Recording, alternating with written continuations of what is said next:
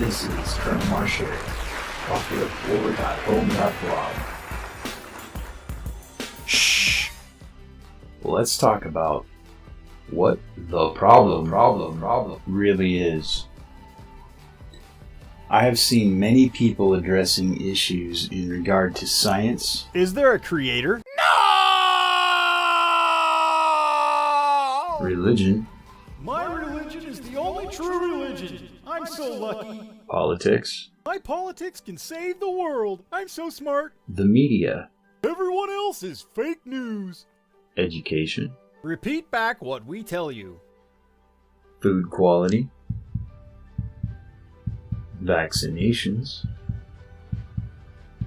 Corruption. War.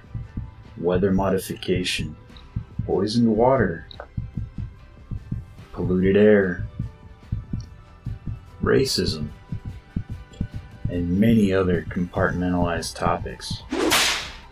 There has been a lot of great research into specific topics, but this leads to a jumbled confusion as people try to make the obvious facts meet in the middle with current, modern, theoretical perspectives.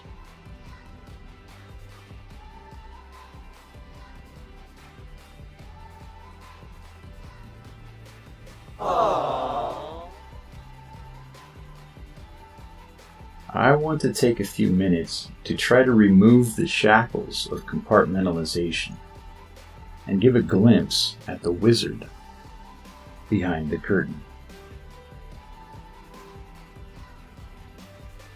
Some of you, or many of you, will want to instantly reject the premise of this. However, I encourage you to consider why you want to instantly reject it. Is it because my statements have no merit?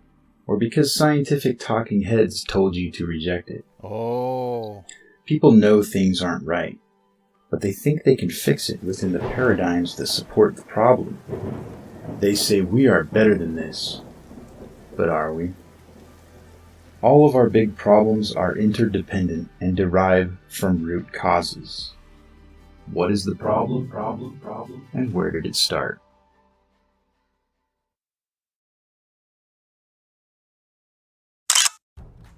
The Problem, Part 1.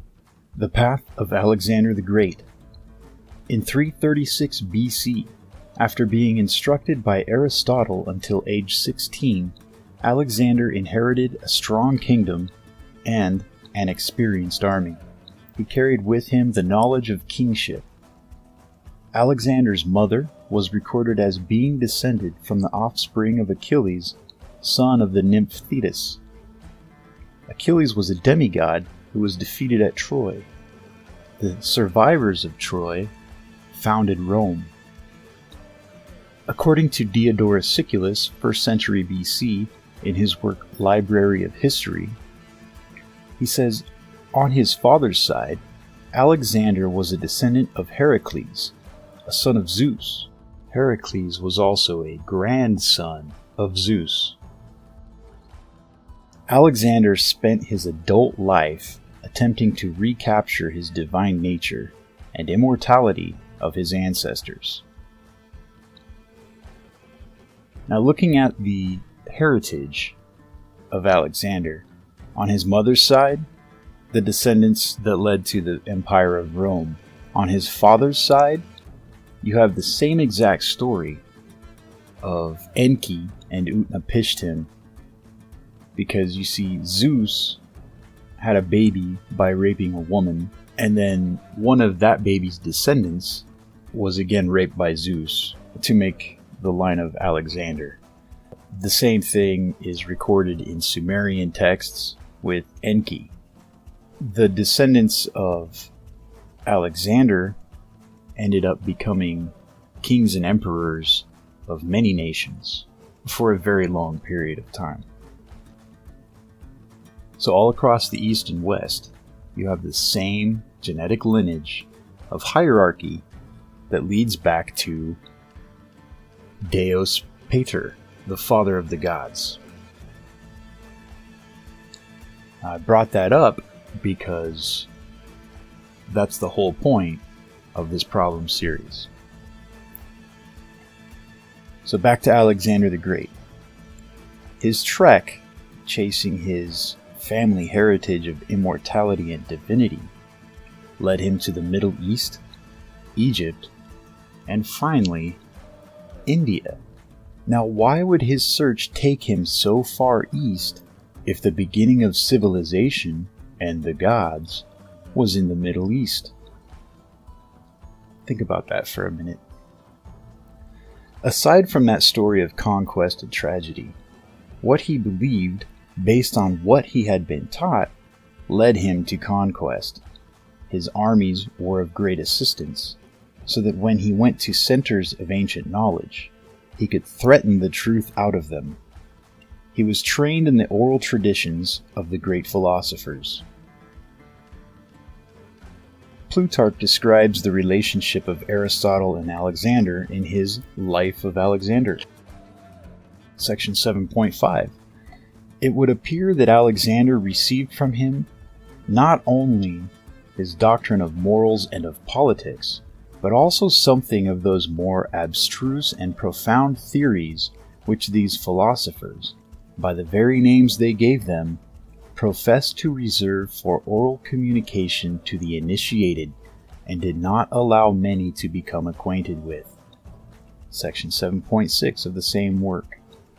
For when he was in Asia, and heard Aristotle had published some treatises of that kind, he wrote to him, using very plain language to him in behalf of philosophy, the following letter. Alexander to Aristotle, greeting.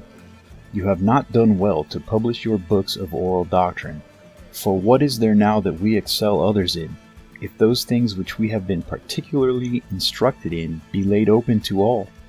For my part, I assure you, I had rather excel others in the knowledge of what is excellent, than in the extent of my power and dominion. Farewell.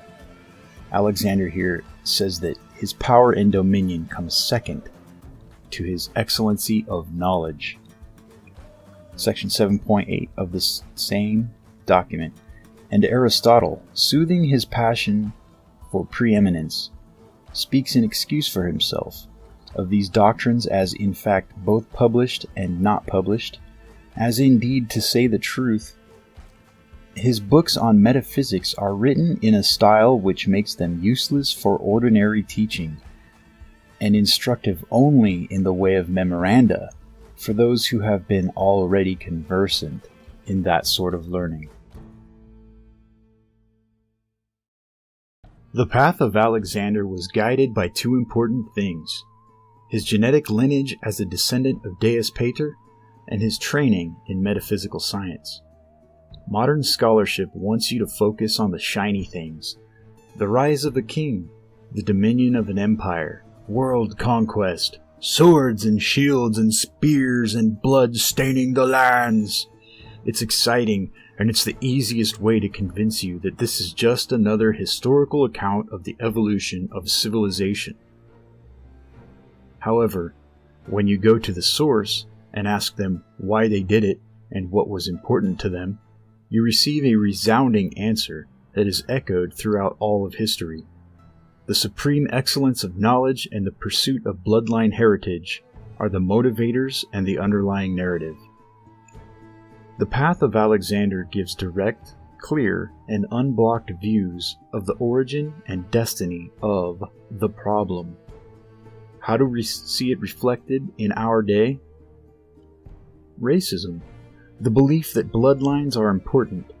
This is reflected in so many subcultures of modern society. Conquest and war and the control of knowledge. Every nation on earth was founded in pools of blood, and every nation on earth controls the flow of knowledge through education, media, and religion. Superiority of the sages. Scientists, religious leaders, social motivators. We all cow to their supremacy and excellency of knowledge.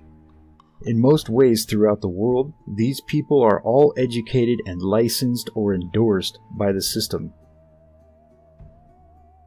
In Part 2, we will look into the source of our knowledge and try to see why we can't move past the problems that assail us. This is Colonel Marshare, from profitofwar.home.blog.